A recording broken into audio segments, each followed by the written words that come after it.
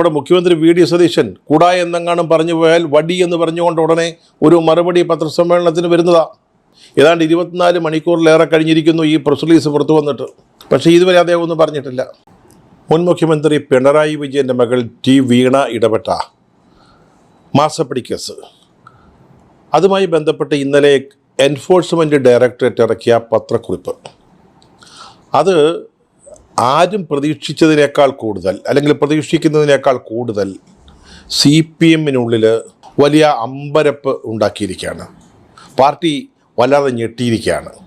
CPM മാത്രമല്ല, ഇടത് മുന്നണിയിലെ പ്രധാന ഘടകകക്ഷികളും ഈ പത്രക്കുറിപ്പിനെ വളരെ ഗൗരവത്തോടെയാണ് കാണുന്നത്. ഈ കേസുമായി ബന്ധപ്പെട്ട ചില പ്രധാനപ്പെട്ട വിവരങ്ങൾ ഈ പത്രക്കുറിപ്പിൽ പ്രതിപാദിച്ചിട്ടുണ്ട്. അതിൻ്റെ വിശദാംശങ്ങളൊക്കെ മാധ്യമങ്ങളിലൊക്കെ വന്നു കഴിഞ്ഞതാണ്. അതായത് ഒരു 85 ലക്ഷം രൂപ, അതിന് തുല്യമായ ദിർഹാംസ് ഗൾഫിലേക്ക് കടത്തി എന്നുള്ളതിന് വ്യക്തമായ സൂചനകൾ ലഭിച്ചിട്ടുണ്ട് എന്നാണ് അതിൽ പറയുന്ന ഒരു പ്രധാനപ്പെട്ട കാര്യം. മറ്റൊന്ന് 20.05 കോടി ഇന്ത്യൻ രൂപയുടെ ഇടപാട്, ശരിയല്ലാത്ത ഇടപാടുകൾ സംഭവിച്ചിരിക്കുന്നു. അതും പോരാഞ്ഞിട്ട് വീണ, തൈക്കണ്ടി വീണ ഇൻ്റർനെറ്റ് കോളുകൾ വിളിക്കുന്നതിന് വേണ്ടി മറ്റൊരാളുടെ പേരിൽ എടുത്ത ഒരു സിം കാർഡ് ഉപയോഗിച്ചിരിക്കുന്നു. അങ്ങനെ വളരെ പ്രധാനപ്പെട്ട വിവരങ്ങൾ തങ്ങൾക്ക് ലഭിച്ചിട്ടുണ്ടെന്നാണ് എൻഫോഴ്സ്മെൻറ്റ് ഡയറക്ടറേറ്റ് ആ പത്രക്കുറിപ്പിൽ പറയുന്നത്. ഈ കേസുമായി ബന്ധപ്പെട്ട 9 സ്ഥലങ്ങളിൽ കഴിഞ്ഞ ദിവസം അവർ റെയ്ഡ് നടത്തി. അവിടെ നിന്ന് ലഭിച്ച വിവരങ്ങൾ, അതിൻ്റെ അടിസ്ഥാനത്തിലാണ് ഇപ്പോൾ ഈ പത്രക്കുറിപ്പ് ഇറങ്ങിയത്.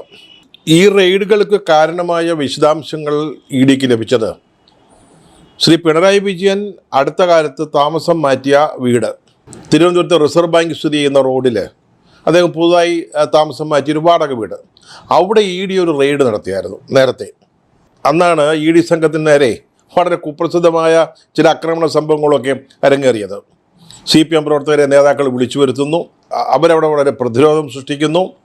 പരിശോധന കഴിഞ്ഞ് ഇറങ്ങിപ്പോയ ED ഉദ്യോഗസ്ഥന്മാരെ ആക്രമിക്കാൻ മുതിരുന്നു, അവരുടെ വാഹനങ്ങൾ തകർക്കുന്നു.